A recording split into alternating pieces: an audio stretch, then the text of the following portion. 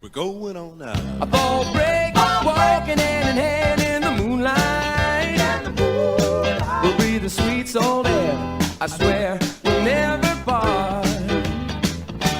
We're going on now. A fall break, running in the sand, feeling alright. And when you fall into my arms, I'll break into your heart. Hey guys, it is Monday, which means it's time for another video. I just want to say thank you guys for voting on the poll. The winner of the poll has actually been on the poll for quite some time. I've actually had the movie for at least a year, probably. I got it at a local farmer's market. This is a code red release, and that is Blue a Monkey, but underneath it is called Insect. Honestly, other than like one scene in the film where the one of the kids explain, oh, maybe we'll find a blue monkey down here, that I don't know why it's called Blue Monkey, because there is no blue monkeys. This is a Canadian horror film that came out in, I believe, it doesn't say here, but I believe it's 1987. Like I said, under the title Insect, which is more appropriate title, and I mean, this is cool artwork though, I like that.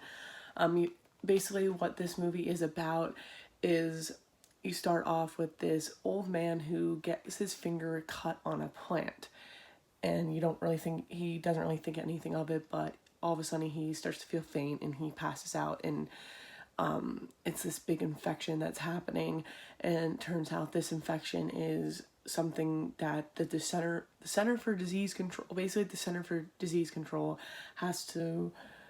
they have to quarantine this whole hospital. And it turns out earlier in the movie, he basically like a larva of some sort pops out of his mouth. And there's these group of kids, this one kid, he's like the leader of the kids. They're kids that just basically are living in the hospital. He has leukemia, but that's just like a random like subplot. But he accidentally gives this larva this like growth hormone stuff, and this thing turns into this giant insect, as you can see from the artwork there. But at first it's like a slow-paced movie, but once that larva turns into a gigantic insect, that's when it goes like off the rails, and it's going around basically reproducing and laying a bunch of eggs, and people are dying. And you follow this like cop who his partner is in the hospital because he got shot, so he's like one of the main characters. You follow him and one of the main doctors, and a guy who is like an expert on bugs, going around trying to defeat this insect, as outside nobody can come in or come out because of the whole like quarantine thing going on. And it's a very good movie. I actually really enjoyed it.